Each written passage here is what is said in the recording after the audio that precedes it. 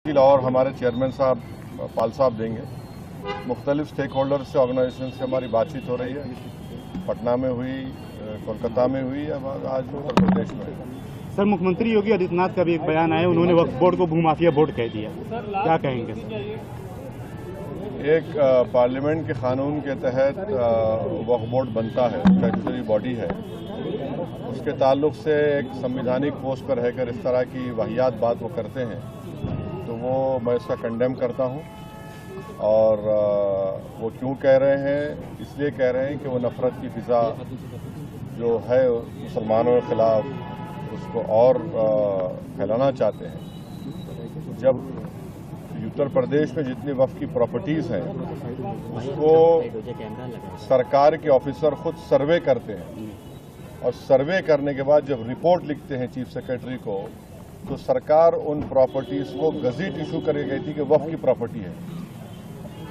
वो कैसे इस तरह की बात करते हैं? तो सिर्फ और सिर्फ नफरत फैलाना इनका काम है, और वही काम कर रहे हैं। सर, मीडिया रिपोर्ट्स में ये बात आई है कि उत्तर प्रदेश सरकार ने अभी ये बात कही यहाँ पर IAS के थ्रू कि 80% के आसपास जो वक्फ की संपत्तियाँ हैं वो सरकार की संपत्ति है। सुनिए, अभी हम जवाब दिए हैं। जितने भी वक्फ प्रॉपर्टीज उत्तर प्रदेश में है, उसका गज़ेट नोटिफिकेशन किसने इशू किया? आपने तो इशू नहीं किया, हमने तो इशू नहीं किया, सरकार ने इशू किया। अब सरकार अब इशू कर रही है, तो फिर वो बताए कैसा वो गलत हो रहा है। सरकार ही खुद इशू कर रही है, और सरकार के इशू के ऊपर गज़ेट होता है। और उत्तर प्रदेश में 95% वक्फ प्रॉपर्टीज जो है वक्फ बाय यूजर है। अब ये जो बिल आया है, इस बिल में वक्फ बाय यूजर को आप निकालेंगे, तो फिर उन प्रॉपर्टीज का स्टेटस क्या होगा बताइए? सर, ये आखिरी बैठक थी कहीं ना कहीं। इंच की जमीन हम वापस लेंगे, इसका क्या आशय है? तो वो इंच की जमीन कहाँ है? वो तो गज़ेट नोटिफिकेशन सरकार का इशू है। उस गज़ेट नोटिफिकेशन कैंसिल करेंगे क्या? वो कौन सा कहाँ पर है?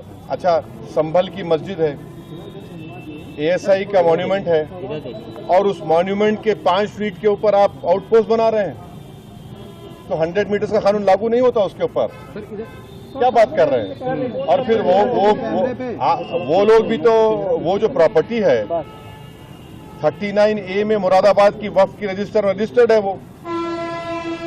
रिपोर्ट कब तक जमा हो सकती है? अब देखिए, अब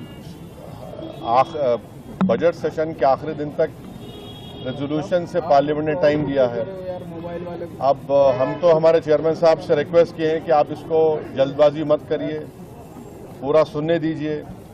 और हम कश्मीर के नुमाइंदों को नहीं सुने हैं, बड़े बड़े प्रदेश से गए हैं या वहाँ के लोग आए हैं, तो हम उम्मीद करते हैं कि जल्दबाजी में कोई फैसला सरकार और हमारे चेयरमैन साहब ना लें। हम तो हमसे रिक्वेस्ट उनसे करेंगे। तो 24 और 25 तारीख को इसको कंक्लूड कर देंगे, जो मेंबर्स उनकी रिपोर्ट है 31 को पेश भी कर देंगे। तो वक्त जो टाइम बाउंड, देखिए वो 24-25 को मीटिंग है, मगर मैं प्रीएम्प्ट नहीं कर सकता क्या होगा बोलने के लिए।